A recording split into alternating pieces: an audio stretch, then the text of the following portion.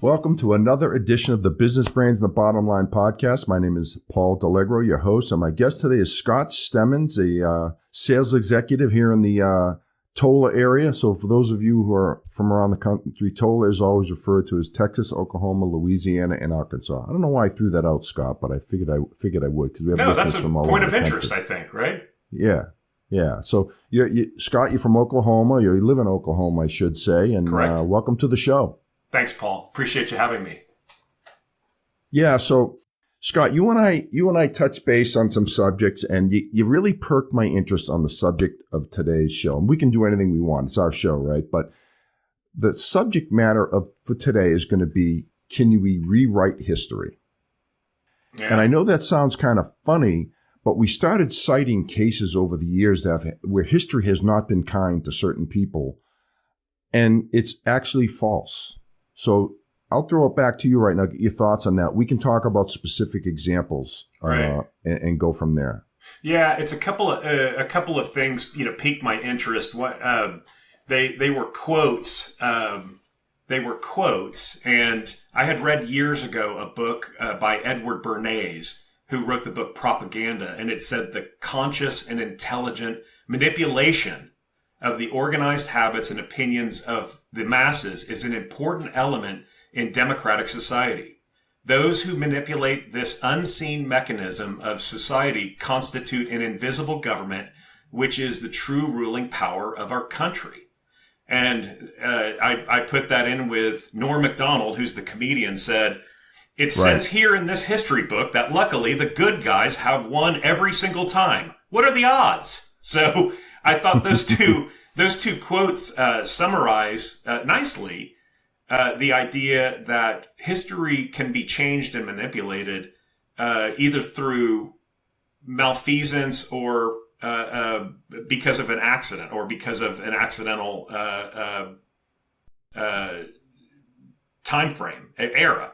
Yeah. So, and what do I mean by that? Well, there was a guy named Al Stump, and Al Stump was an author. He was a newspaper man, and he was chosen to write the biography of Ty Cobb. And it's the Ty Cobb that we see in Tommy Lee Jones, the movie with Tommy Lee Jones in it. It's what Ken Burns talked about in his seminal documentary called Baseball. And it's that Ty Cobb was a cad. He was a horrible human being, alcoholic, psychotic, racist, horrible. And I mean, it doesn't take 5 minutes of looking at through microfiche of old New York Times articles, Washington Post articles, old Chicago articles, and certainly ones from Detroit. Ty Cobb was a very hard baseball player. I mean, he was a gritty, hard baseball player, but he was no different from any of the baseball players of the time. He just was better at it, and players loved him because of that. Even the ones that got spiked by him. He didn't sharpen his spikes, but even the ones that got spiked to him. So how did we get the characterization of Ty Cobb as a racist, as a bastard, really, just a bad human being all around? I mean, I read some of the articles you sent me, by the way, and kind of really opened my eyes to all this. It's very interesting because a guy's reputation, just a singular guy's reputation, is changed whole cloth by a guy who had been fired from 3 different publications for making up stories whole cloth. That's really interesting. I mean, so how does that tie into what you and I do in our daily lives, right? Well, this new Chat GPT, these are just large language models. They're fed information, and an algorithm says, this is the right data, this is the wrong data. And so we're going to give you the best answer from all of the data that we're gathering. Well, if you're very popular and everyone writes glowing stories about you, which we know that doesn't happen anymore, you're going to get a version of history that's very glowing. That's not going to happen for people like Joe Biden or Donald Trump or George Bush or the people in the Senate or people that are congressmen. Even maybe regular people as well because of these algorithms. So that's the thing that's challenging is history can be rewritten. History can be changed. The truth can be altered, and that's a bad thing. The truth matters. Yeah. So you got me interested, and I know when we first had this conversation, you said, so what's your opinion of Ty Cobb? And I just regurgitated the same information that you just regurgitated, right? He's a racist. He's a mean person. Everyone hated him. But you got me thinking. I started reading on this, and you can't find one person that has said a bad thing about him that played with him. Not one. Even the guys that there's pictures out there, and you can they come up very quickly of Ty Cobb, and he's literally flying into home. His spikes are high, and to today's eyes, it looks pretty gruesome, right? I mean, like that looks pretty crazy. A guy's going get it right in the chest and they used to use those old metal spikes, and when they interviewed that catcher, he said, yeah, if you look, I'm standing in front of the bag. He had every right to do that. He was teaching me a lesson that I needed to learn. Right. That's what he said. And to finish that off, the catcher said he was actually going for my glove. Yes. But it looks, the pitcher looks like he's going to kill him, but it really is. And even the catcher let him off the hook and said, no, that wasn't the case. So I guess how do you rewrite history though? Like this guy has such a bad reputation out there that's false. Well, and in the Ken Burns series. Yeah. So I think it's more of the way the culture is going. So most of the reporters that you see on the byline of the Wall Street Journal, of the Washington Post, of the New York Times, a lot of them that are not on the opinion page have come from blogs or news sites on the interweb. I call it the interweb. Sorry, on the internet. So like the Daily Beast, the Daily Caller. They're coming from not so reputable journalistic endeavors, and I think you're getting a lesser class of reporter, and the result of that is shoddy reporting. Now all I have to do is look up. I go to Wikipedia and say Paul Delora. So I'm looking you up, and whatever's in Wikipedia, I'm going to report that as the truth, because that's the arbiter of truth today is the Wikipedia. You can go and alter Wikipedia. You can do it. I can do it. It's an editable dictionary. So or an encyclopedia. I think that that's probably one of the ways that's going to be happen. I read a lot. So I know, and I love history, and I can memorize that kind of history. And so it's a challenge to read some of their articles because they say it's reported that this happened. And I'm like, that's not the way that it went down. I mean, like you can edit on the fly, or you can look at it and edit in your head on the fly that that's an altered view of reality. Yeah. So another one that is in the recent news is this whole Michael Orr story, where The Blind Side, the movie based on his life was based on the movie Blind Side, or reverse. The movie was based on his life, but there's a lot of misinformation going around about now how bad the family was, which is not true. So what's your take on that? Michael Lewis's book was called The Blind Side, and Michael Lewis, that's what the movie is based on. And I mean, that is a beloved movie in my eyes. A lot of people have seen it. The movie is based on the book. And when you see, like this is based on a true story, that means they've just altered it slightly or not so slightly to make it more viewable. They've taken some liberties, right? They've taken some liberties, right? So I think that this is another way. What the way that history gets changed is people are first of all have lost critical reasoning. So the ability to say this is real, like be critical of what they're hearing. And because I think the number is like 17% of people read books after high school. So that one surprised me. Like I had that's always pretty low. I had always heard leaders are readers and readers are leaders. And so mentors of mine had said that, and I think that's so interesting. And yet nobody reads books anymore. I've had two people that are very high up in IT companies say to me, "Oh, I don't really read. I get everything from the internet now. I don't read books. I get everything from the internet." Okay, that's fine. Do I think that's the wisest choice? No, because you're just reading an encapsulation of the thoughts of another person. Yeah, someone's interpretation. Sure. Yeah. And I don't want somebody's interpretation of a book. I want to read it, whether it's the Bible, whether it's a documentary, whether it's the book on Oppenheimer called American Prometheus. So I'd read the book before the movie came out years ago, actually, and the book, the movie differs from it slightly, not ever so slightly, but slightly nonetheless. And I think that's so people need to go back and read that book. And no one does because they say, I don't have time to read or I spend that time with my kids. They make up some response that justifies not being educated. I think being curious is a good thing. I think interesting people are curious and curious people are interesting. Yeah. How'd you like the movie, by the way, the Oppenheimer movie? I loved it. I thought it was good. I thought it was interesting how Nolan tried to, in the beginning, Christopher Nolan, the director of the movie, I think it was interesting how he tried to portray someone envisioning physics. Physics is in front of us, right? Air, sea, land, water. But it was him trying to portray an indecipherable, if you will. It was pretty interesting.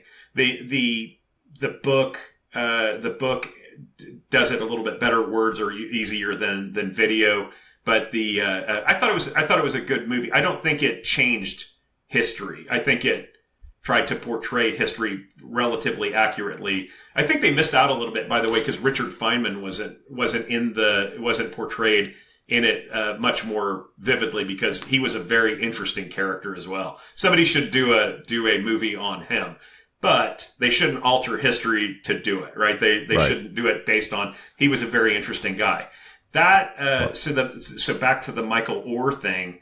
I don't know why. I don't know why there is I don't think it's a retelling of history to say they didn't adopt him. They did adopt him. It was what did they call the entanglement? Guardianship or something along those lines. Yeah. Something along those lines. Difference is. Yeah, I don't know what the difference is, to be honest, but if they try, if it came out that they were dastardly people and did it just for the money, it didn't. Like I've seen those people on TV and I've seen them interviewed. It doesn't sound like the Tuohys are bad people at all. It sounds like they were trying to help a kid and. I don't know. Yeah. I mean, who knows? But I don't want the movie The Blind Side is not necessarily historical, right? It's because the movie was based on the book by Michael Lewis. I don't think that it was necessarily I don't think you necessarily get an alteration of history necessarily. More importantly, if you look at let's go to the Great Depression, for instance. The Great Depression is in America was called the Great Depression. Around the world, it was just called a depression. How did we make it great? Well, we prolonged it by spending a lot of money. The government went along and spent a lot of money.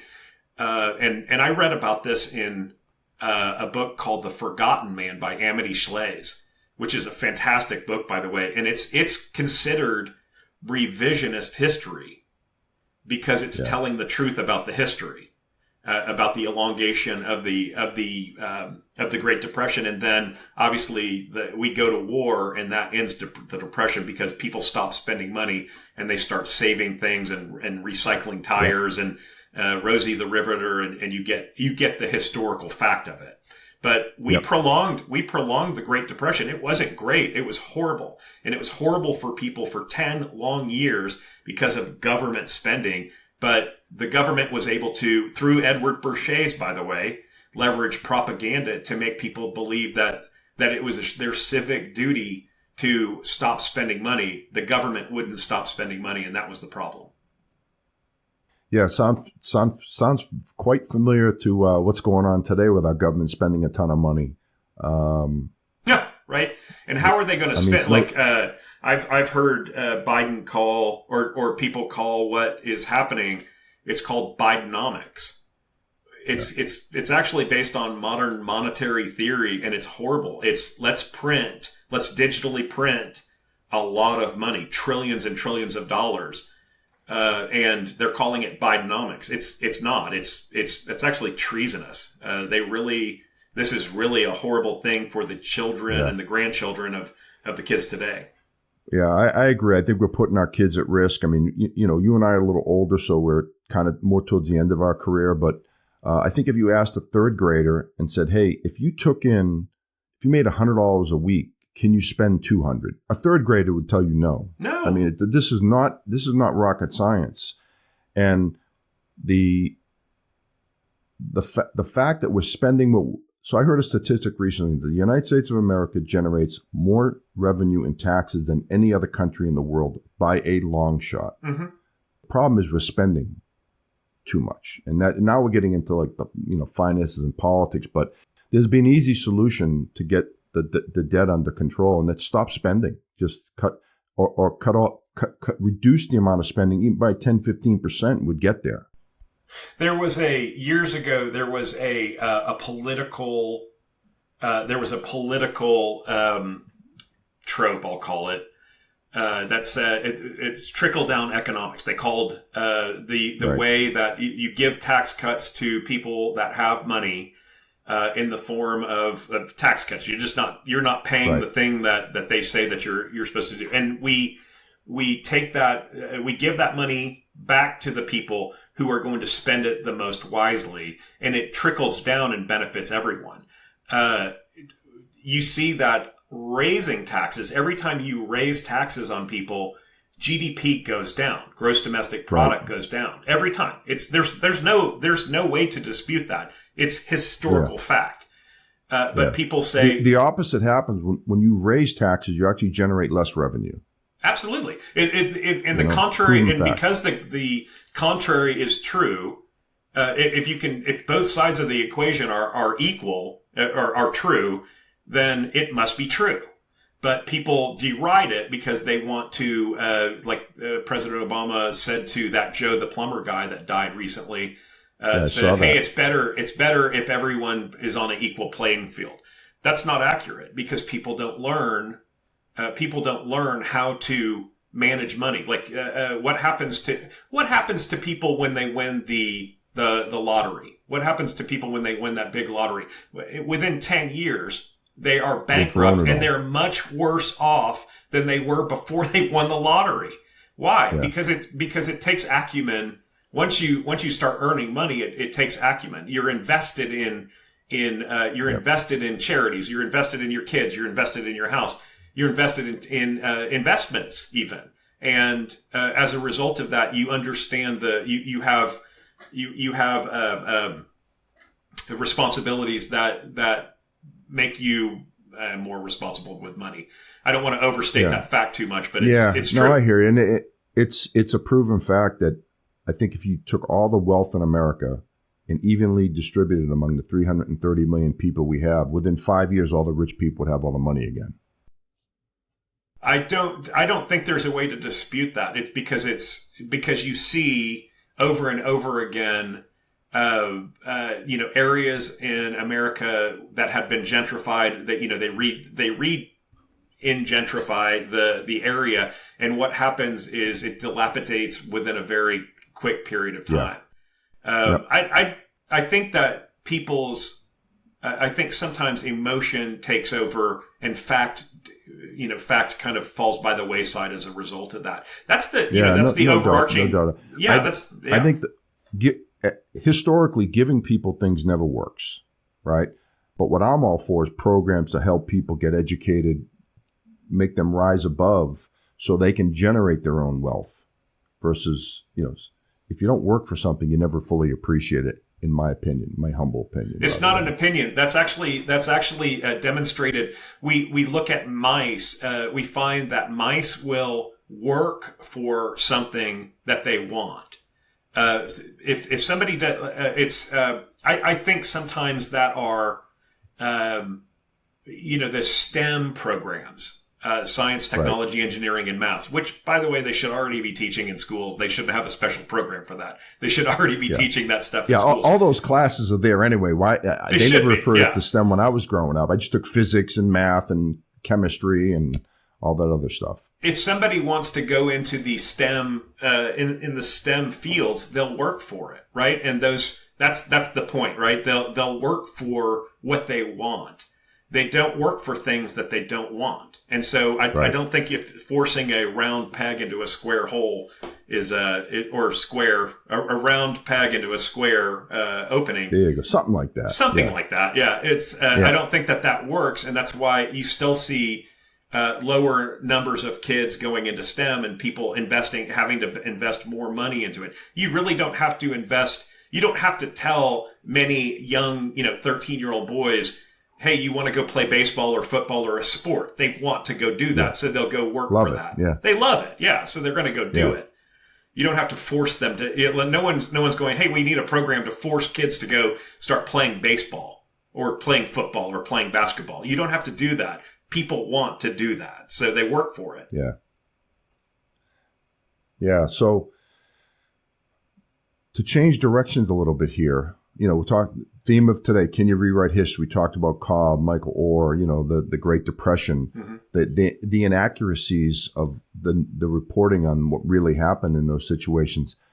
We're in a different dynamic now, though, Scott. AI, ChatGPT, these things that are manipulating data out there. I mean, how does that all come into play on rewriting history, do you think? Yeah, I touched on that at the beginning. I think that ChatGPT, which are large language models, right? So what they're doing is they're taking the vast knowledge of the internet, everything that's on the internet. They're writing algorithms, which are just code. They're writing algorithms to generate an answer, a reasonable answer to a question. So if I say, I want you to write a poem, in a la Edgar Allan Poe, that would be a song for Led Zeppelin. It can do that based on all of the Led Zeppelin songs, all of the Edgar Allan Poe writings, and it can formulate a song. It's actually pretty funny when you do that. The same thing can happen. Like, what kind of president was Joe Biden? Or what kind of president was John F. Kennedy? Or what kind of president was Dwight D. Eisenhower? Or a more polarizing president, what kind of president was Ronald Reagan? And it's going to take the writing that it finds or favors, the algorithm favors. And so it might say, I'm going to go to the people that disliked Reagan the most, and I'm going to give the answer based on those writings alone. That's where history gets rewritten. Was that the product of a presidency is how you judge a presidency, in my opinion. The product, the work that's done, the product is how you judge it. Yeah, that's what you do. And Reagan's presidency, by every account or a lot of accounts, was pretty successful. I mean, was everything successful? No, I don't think you can say that about any president, but that's the problem, is truth matters, right? The truth matters. And if you agree with the statement, the truth matters, then we all should be concerned with the idea that history can be manipulated. Yeah. And that, especially with the technology today and obviously the media. I mean, I don't think anyone trusts the media today. I know I don't. Everything's so one-sided, depending on whatever side of the aisle you're on, right? Mm-hmm. They slant it to their own narrative, whether it's true or not. And that's a shame. It's troublesome. That's why the numbers will bear it out that, I don't have them in front of me, but a very small percentage of people in this country trust the media. And I would venture to guess it's like that way all around the world in all the different countries. Ironically, people distrust Congress, then the government, then they distrust the media quite a bit, what they call the mainstream media. They distrust that quite a bit. And I think those numbers, like the people that trust it, are below 20%. So 80% of the let's say rough and tumble, 80% of the country doesn't trust government, doesn't trust the media, doesn't really. The ironic thing is, if you ask them, do they trust the congressman that is in their district? They actually do. So it's kind of weird. That's weird. They trust trust their congressman, they trust their senators because they voted for him or they didn't vote for him. But that's a weird thing. But they don't trust the collective. That's collective government. And so it's very, I don't know how to solve that problem. And for a republic, like we are a democratic republic, for a republic, that is very, very bad, because our founders said that we have to be an informed electorate. Like there's no, I've had people say, immigrants, even illegal immigrants to the country should be allowed to vote. And, their arguments are very not persuasive, because being a citizen of the country requires work, just like we said. So if somebody puts the effort in to want to come to America and be a citizen of the America, and not one single person is going to say, I don't want that person voting. But someone coming in and just saying, hey, I can vote myself onto the dole, that's a horrible idea. You don't want people coming into the country and just saying, hey, I want to take, not give to the country. So that's once again, that's just truth, right? And the truth is there's no value to an uneducated electorate voting. There's no value to that.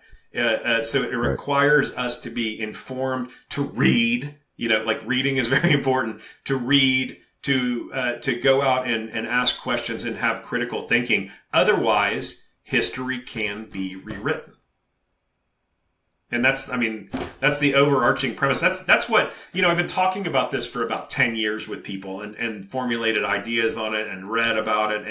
And really, there's hundreds of instances of this, right? There's hundreds of instances of people changing history for, like I said, because of ignorance or malfeasance. And there's only two ways to combat that: is education, or fighting, or actual fighting. And one's not a great choice. No, completely agree. Yeah. To get back to the not trusting politicians, I think we could probably cure that if we went to either age limits or term limits to senators and congressmen. Oh, I don't disagree with you. I think that the founding fathers, not through their words, but their actions. If you remember George Washington, this is such a beautiful story from history, is that King George was asked about this man Washington. He asked about this man Washington. And they said, well, he's going to give up the presidency. He doesn't want to become an emperor. He was so popular and so powerful at the time as president of the first president of the United States, that the King of England said, if he goes back to being a farmer after being the most powerful person in this new union, he will be the greatest man that ever lived. That's a strong statement from a king, right? Right. So that's a beautiful story. By their actions, the founding fathers, by their actions, walked away from the power. Our politicians today seem to be so eager for the power that they're willing to manipulate the system. Yeah, and unfortunately, there's no way to. I don't know if there's a way to change it. They'd have to vote themselves. They'd have to vote these new term limits and age limit laws and they're never going to do it. No, they're not. You'd have to get people who are whose personality types are those that they want to interject their ideas onto the populace. And some guy, look, I mean, I think what was the guy? I can't remember the guy that was running for president on the Democratic side a couple of years ago, and he was talking about universal basic income, and Andrew Chang is his name, actually. I just recalled it. And then Vivek Ramaswamy, and I think these people have great ideas for the future of the country. But either one is on the. I don't care what their politics are. I lean politically right, but I don't care what their politics are if they have good ideas for the country and are forward thinking. I think it's not forward thinking to say, hey, we're going to get rid of all of the mechanisms that we produce energy for something that we have not created yet, right? Yeah, that's a bad idea, right? And you I can't think get rid of you can't get rid of Plan A unless you have a Plan B. That's been my gripe. Is I'm all for clean air, clean water, and everything, but you can't just scrap everything we've got in place that's taken hundreds and hundreds of years to develop and just say, yeah, we're going to go in a different direction. Right. Well, and you can rewrite and you can rewrite history to say, or you can look at history. And there's a guy named Thomas Malthus. Have you heard? Somebody says it's Malthusian. Have you ever heard that phraseology? I have. So Thomas Malthus said the world is cooling, and we need to kill off people to make sure that the world does not cool such that we're all freezing. It sounds like Robert F. Kennedy or Robert F. Kennedy Jr., right? It sounds like Al Gore. It sounds like I call them climate alarmists. Nobody cares about, like, anyone that drives a Tesla and likes cars will like a Tesla, right? But are they willing to forego driving 500 miles in their gas-powered vehicle, filling up and driving another within 5 minutes, and filling up and driving another 500 miles to drive 400 miles, have to wait for 45 minutes, find another charging station, which is not as readily prevalent as a gas station, and go another 400 miles or 380 miles or whatever it is at top speed. I don't think they are, but nobody cares. Like these LED bulbs which were supposed to save the world. If they had not said, "Hey, this is global warming, and you have to go to LED bulbs," if they had just said, "Hey, you're going to have to buy one bulb for the next 10 years instead of those incandescent bulbs that last for 60 hours or 160 hours or whatever that was," everyone would do it. So they're selling it on a political motivation. They don't have to do that. So I just think it's almost marketing, right, Paul? It's what you and I do for our daily lives. It's just marketing. So I think they're poor at marketing, and they're kind of buttholes too. So yeah, because you really think about it. I mean, we're all going to do what's best for our pocketbook for the most part. So like you said, if someone says, you buy that bulb that's going to last, 6 months. You can buy a bulb that's going to last for 10 years. Yeah, it's a little bit more expensive, but you're going to get 10 years life out of it. I mean, who wouldn't do that, right? Who would do? Yeah, I mean, I love the idea of LED bulbs now, because some of them come with the controllers where you can control it on your phone, the dimming or the lighting, or you can, it's IoT, it's Internet of Things. You can. I have an LED light up above me with a fan that I have an app on my phone that I can control the speed of the fan, the temperature. Though it's cool, I love that stuff. It's very cool, and it works. It's like if you're in a, sometimes I get up in the morning. I don't want the bright lights like it is right now. I want to kind of tone it down a little bit, ease into my day a little bit. So these are these are contagion of ideas, right? This deals with the contagion of ideas. The ideas matter. And they can change, you can change the direction of history with really good ideas in conversations like ours today, right? Yeah. But you can also, and that's the way to do it, is ideas, good concrete ideas that foment change, that for the betterment of the individual, right? When you say, and take politics out of it. That's the biggest problem. I don't care what side you're on. If the other side says, I want to do something, I don't agree. No, it just, everyone digs their heels in. Even if there's some good ideas out there, it just, no one can agree that the sun's going to come up tomorrow even. It's just terrible. Yeah. So. Well, we are a very politically divided country, but that historically, that's the way we've been. That we've been politically divided for a It's long always been time. that way. So yeah.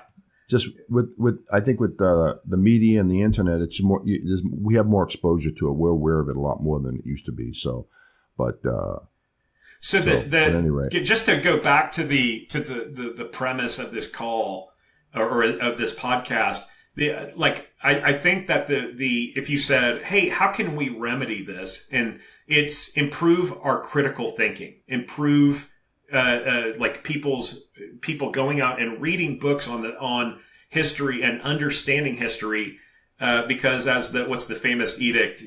People that don't read history are doomed to repeat it, right? So we've had wars, we've had depressions, we've had famines, we've had and people that are not educated and not well read on those subjects will be doomed to repeat it, and that's really a bad thing. So.